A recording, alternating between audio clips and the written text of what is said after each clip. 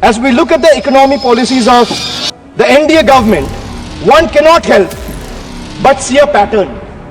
Or if I am to say, it resembles the tale of a reverse Robin Hood. What is a reverse Robin Hood? We know the story of Robin Hood, taking from the rich and giving to the poor. BJP has mastered the art of taking from the poor and giving it to the wealthy elite. For instance, the waiving of corporate loans worth thousands of crores using taxpayers' money, while poor farmers struggling with small debts are left to suffer. The government claims to have no money to increase subsidies on essential commodities, yet it slashes corporate tax rates, giving billionaires an even bigger slice of the pie. This is not economic justice. This is economic favoritism at its worst. संसद में अभिषेक बैनर्जी ने 2025 budget को लेकर अपनी कड़ी प्रतिक्रिया व्यक्त की। उन्होंने इसे ऐसा बजट बताया जो आम आदमी से छीनकर अमीरों को और भी अधिक लाभ देने वाला है। उन्होंने कहा, एनडीए की सरकार के आर्थिक नीतियों पर अगर हम एक नजर डालें तो इसका एक पैटर्न नजर आता है, जिसे अगर हम ध्यान से देखें तो ये किसी उल्टे रॉबिन हुड की कहानी जैसी लगती है। रॉबिन हुड की कहानी तो हम सभी जानते हैं, वो अमीरों से लूटकर गरीबों को देता था, लेकिन भाजपा सरकार ने इसे उलट किया है। ये सरकार गरीबों से छीनकर उन्हीं अमीरों को दे रही है जिनके पास पहले से ही दौलत की कमी नहीं है। उदाहरण के लिए सैकड़ों करोड़ रुपए के कॉर्पोरेट लोन माफ किए जाते हैं जो हमारे टैक्स पेयर्स के पैसों से किए जाते हैं, जबकि गरीब किसान जो छोटे छोटे कर्ज में दबे हुए हैं उन्हें कोई राहत नहीं मिली है। सरकार का कहना है कि उनके पास जरूरी वस्तुओं की सब्सिडी बढ़ाने के लिए पैसे नहीं है, लेकिन वही सरकार कॉर्पोरेट टैक्स दरों को घटाकर अरबपतियों को और भी बड़ी राहत दे रही है। ये आर्थिक न्याय नहीं है, बल्कि ये तो आर्थिक भेदभाव है। Honorable Chairperson Ma'am and esteemed members of this august house, today I rise here not just to respond to the union budget that was presented by the Honorable Finance Minister for the year 2025-26, but also to expose the grand illusion it weaves, a mirage, a deception, or rather a golden deer budget. Well, all of you must be wondering, why am I referring to this budget as the golden deer budget?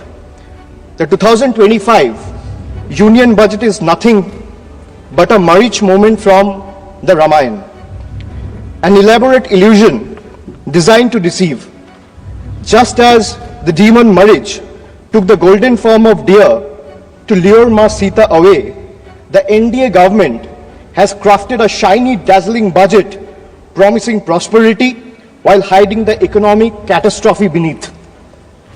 This budget might shimmer, but it's hollow as a treasure chest filled with air. It has flashy promises of tax cuts, economic growth, infrastructure hype to distract the common man, but beneath this illusion lies a brutal reality. Hidden indirect taxes, soaring inflation, slashed public spendings, and last but not the least, corporate giveaways. Just as Ma Sita was misled, the common people are being pulled away from financial stability straight into a fiscal wrecking ball. This government proudly proclaims no income tax for incomes up to 12 lakh rupees. But behind the scenes, they silently ensure the lost revenue is recovered through rising fuel prices, inflated service charges, hidden taxes on daily essentials, and the middle class, much like Lakshman warning Ma Sita, is skeptical, but BJP's propaganda and PR machinery is desperately working overtime to ensure that the common man and the people of this country still chase the golden deer anyway. What is given by one hand is being swiftly taken by the other. Just as in Ramayana, by the time people realize and recognize the deception, the economy has already been handed over to the Ravanas of crony capitalism, while the common man is left struggling to afford groceries, fuel, travel, healthcare, and even a simple movie night, all while being taxed for merely just existing. Madam, the budget presented by the NDA government is a masterclass in half-truths, half accountability, half delivery of schemes, and half-hearted governance. From half-built houses under PMAY to half-achieved farmer income targets, the government continues to sell dreams while delivering only fragments of reality.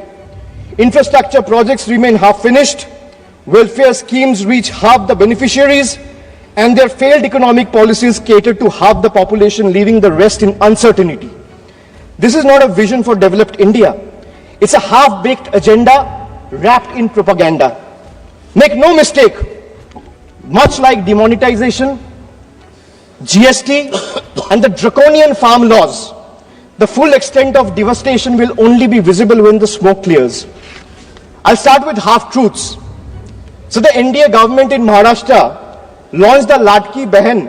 Ma'am, the NDA government in Maharashtra launched the Ladki Behan DBT scheme for women in Maharashtra just before the assembly elections last year to use it as a political bait. Now with the elections over, they have conveniently started scrutinizing beneficiaries, thus removing 60 lakh women from the scheme. This is yet another jumla running deep in your veins, and people see through this betrayal and they are watching. Another betrayal, ma'am. Before the elections, the government promised a legal guarantee for MSP.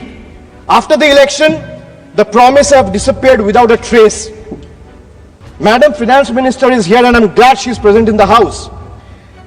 She in her speech mentioned that, and she began her speech with a flourish on agricultural growth. But when it came to MSP, the one demand that every farmer of this country has raised, there was only silence. No legal guarantee, no relief from the crippling debt. Instead of waiving farm loans, the government has increased the Kisan credit limit, which essentially means handing farmers more debt than relief. Since 2014, and whatever data I'm quoting in the House, if the chair wants, I'll lay it on the table of the House before tonight. Ma'am, since 2014, in the last 10 years, there have been 1 lakh farmer suicide. That's one suicide every hour. These aren't just numbers. They're a grim reminder of a system that abandons those who feed the nation while they conveniently feed lies to the entire country. They boasted of digital India, but conveniently ignore the dire state of our schools. While flashy slogans flood social media, the harsh reality is PM Poshan remains stagnant, leaving millions of children without nutritious food. More than 50% of the children under the age of 5 suffer from chronic malnutrition, with 17% underweight, 36% stunted, and 6% wasted. A crisis screaming for attention, and yet the budget for PM Poshan remains dejectedly inadequate, proving once again that the union government is invested more in headlines than hungry children. Another half-truth, before the elections, the NDA government or the ruling party, BJP, promised LPG cylinders for all. But in reality, 1.2 crore households, I repeat the figure, 1.2 crore households could not afford even a single refill in 2022-23 because of their exorbitant price hikes. This is not upliftment. This is abandonment. When people have to choose between a meal and a refill, their promise is nothing but a cruel joke. In 2019, the cabinet approved 8,574 crore for the census. Yet in 2025, today, even after 5 years, only 570 crore has been allocated in this year's budget. 5 years late and still counting. And this is not happening this year either. But why does this matter? Why am I talking about census? Because without a census, every policy, every income tax slab revision, and every economic projection is simply and just a blind projection and a blind gamble. The Nari Shakti Vandan Adhiniyam, Women Reservation Act, which was passed by calling a special session 18 months back in 2023, can't be implemented as its rollout depends on the completion of the next census and subsequent delimitation. Both are yet to be scheduled. The government seems to prefer running the country on guesstimates and propaganda rather than real data, because facts expose their failures and they would rather keep the nation in the dark. As we look at the economic policies of the NDA government, one cannot help but see a pattern. And what is the pattern? Ma'am, the pattern is of or if I am to say, it resembles the tale of a reverse Robin Hood. What is a reverse Robin Hood? We know the story of Robin Hood, taking from the rich and giving to the poor. BJP has mastered the art of taking from the poor and giving it to the wealthy elite. So reverse Robin Hood. For instance, I'll give you an example. For instance, the waiving of corporate loans worth thousands of crores using taxpayers' money, while poor farmers struggling with small debts are left to suffer. The government claims to have no money to increase subsidies on essential commodities, yet it slashes corporate tax rates, giving billionaires an even bigger slice of the pie. This is not economic justice. This is economic favoritism at its worst. Then I talk about, or rather I'll come to half federalism. You know, all the members sitting in this house have never heard of this phrase. This is a phrase that I've coined. Half federalism. Why I say half federalism? I'll give you another example just to understand it better. Madam, in Bihar, BJP's ally, Janata Dal United or JDU, have 12 seats. That means BJP has 12 MPs in Bihar. And in Bengal, BJP has 12 MPs. BJP is in power in Bihar and BJP is not in power in Bengal. So Bihar gets bonanza, Bengal gets blockade. This is half federalism. Madam, not a single meaningful financial allocation has been made for the state of Bengal. This is a Bangla Birodhi budget. 1.7 lakh crore is still due to the state of West Bengal under various heads. This is a deliberate financial blockade, a calculated move to stifle Bengal's growth, prosperity and development. West Bengal's spending due on Manrega to the tune of 7,000 crore still remains unpaid, depriving 59 lakh poor workers. The state has launched Karmashri scheme for providing employment opportunities to job card holders, paying 51 lakh workers from its own funds. The central government has not cleared 8,140 crores in housing dues for rural Bengal under Pradhan Mantri Awas Yojana, depriving 12 lakh beneficiaries. The state government launched the Banglar Bari project last year in the month of December, providing housing to 12 lakh beneficiaries entirely from the state's own funds. Why am I giving you these facts? Because all of you, especially the members sitting in the treasury benches, must know, even though you have deprived West Bengal, the state continues to stand tall as a true testament, an example of Atma Nirbharata, where the mind is without fear, where the head is held high. Chitto jeta bhoy shunno, uchcho jeta shir. While the center withhold funds and play politics with the people of Bengal and their livelihoods, Bengal refuses to beg. We build, we provide, we progress, we grow with or without their support. Bengal has more than doubled its export in the last 10 years. 57 lakh new MSMEs have been added, employing over 1 crore people. Bengal's handloom industry employs over 5 lakh workers, which is the second highest in the country. The state's broadband policy, formulated in 2020, resulted in investment of 7,500 crore in the telecom sector alone. Almost 3 lakh direct employment has been generated in IT companies. Bengal has over 88 lakh MSMEs, which is the second highest in the country. 1 out of 5 MSME are owned by women, which is highest in the country. 36% of workers in these enterprises are female, third highest in the country. Madam, now I'll come to health. India remains one of the lowest healthcare spenders globally. investing a mere 3% of its GDP, far behind China's 5% and United States of America's 16%. For a country of 140 crore people, this level of investment is not just inadequate, it's an outright betrayal of public health.